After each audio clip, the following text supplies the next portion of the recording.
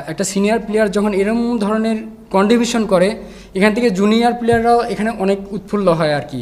না, আমি যেটুকুই ব্যাটিং পারি বা করি, আসলে আমি আমার স্কিল কতখানি মানে ভালো আমি জানি না, বাট আমার মনের মধ্যে একটা সাহস কাজ করে আর কি। না, অবশ্যই এটা হেল্প করছে, বাট আসলে এখানে স্যাটিসফাইডের মানে কোনো বিষয় না। আরও একটু লম্বা করতে পারলে হয়তো বা টিমের জন্য আরও ভালো হতো, বিকজ উইকেট এখনও স্টিল গুড।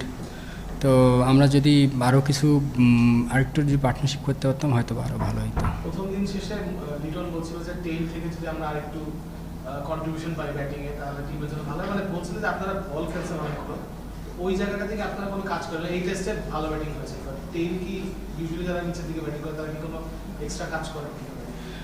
না, আপনি দেখবেন যে হয়তোবা কিছু কিছু জায়গায় ল্যাকিং ছিল বিগত দিনে, হয়তোবা টেলের কাছ থেকে রান আসে নাই, হয়তোবা সেই জন্য এরকম প্রশ্নটা। বাট এখন আপনি দেখবেন যে অনেকেই এটা নিয়ে অনেক সিরিয়াস, বাট কোচিং স্টাফ থেকে শুরু করে বা ইন্ডিভিজুয়ালি প্লেয়াররাও আপনার এদিকে খুব আগ্রহ যে আমরা যদি কিছুটা কন্ট্রিবিউট করতে পারি টিমের জন্য লাভ, এবং একটা পার্সোনালি হিসেবে যে একটা প্লেয়ারের জন্যও লাভ, যে আমি বোলিংয়ের পাশাপাশি যখন আমি 20-30টা রান করতে পারবো, এটা অবশ্যই একটা বিগ অ্যাডভান্টেজ।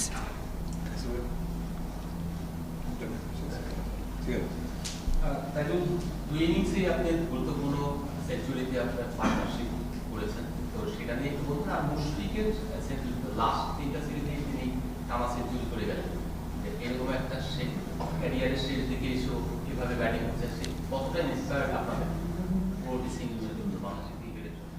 না, অবশ্যই এটা যে আমাদের জন্য আলহামদুলিল্লাহ খুবই পজিটিভ একটা সাইন, বিকজ আপনি যখন একটা সিনিয়র প্লেয়ারের সাথে মানে ড্রেসিং রুম শেয়ার করবেন, তার যে একটা অভিজ্ঞতা বলেন বা সে যখন রান করে, যখন উইকেটে থাকে, তার সাথে আরেকজন যে থাকে, তো আসলে তারও খেলাটা সহজ হয়। যখন আমি ব্যাটিং করতেছিলাম হয়তো আমাকে অনেক ইনফরমেশন দিচ্ছিল, তো হয় কি যে এই কারণে দেখা যাচ্ছে আপনি ব্যাটিং করবেন 50% আর 30-40% আপনার জন্য ইজিটা হয়। তো সিনিয়র মানে একজন অভিজ্ঞ কারোর সাথে ব্যাটিং করাটা বা ড্রেসিং রুম শেয়ার করাটা, অনেক কিছু বুঝতে পারাটা সহজ হয়ে যায় আর কি। মুশফিকের সঙ্গে শান মাসুদের সময়টা কি হয়েছিল, তারপর আপনার সঙ্গে আমার সাবস্ক্রাইবার একটু লেগে গেল, আমি আপনাকে এরকম দেখা যায় না, নিশ্চয়ই তিনি এরকম কিছুই বলেছিলেন, তো কি হয়েছিল যদি একটু বলেন?